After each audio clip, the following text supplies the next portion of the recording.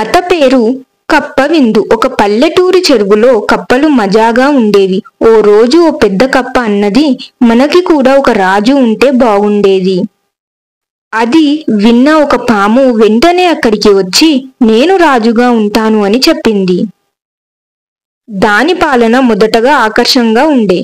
ఆ తర్వాత అందరినీ తిట్టడం మొదలుపెట్టింది. వాళ్లతో పనులు చేపిస్తుంది. దాంతో ఆ కప్పలన్నీ వచ్చి ఇలా అనుకున్నాయి, మనం స్వతంత్రంగా ఉన్నప్పుడే సుఖంగా ఉండగలం.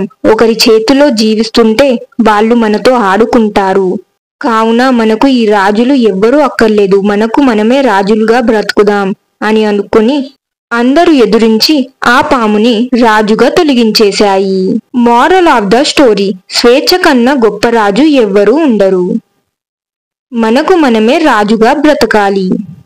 ఈ కథ మీకు నచ్చితే లైక్ ఇట్ అని కామెంట్ చేయండి. మరియు ఈ వీడియో నచ్చితే లైక్ చేయండి. ఇలాంటి ఇంకెన్నో ఇంట్రెస్టింగ్ కథల కోసం మన ఛానల్ని సబ్స్క్రైబ్ చేయండి. ఇంకో వీడియోలో మళ్ళీ కలుద్దాం.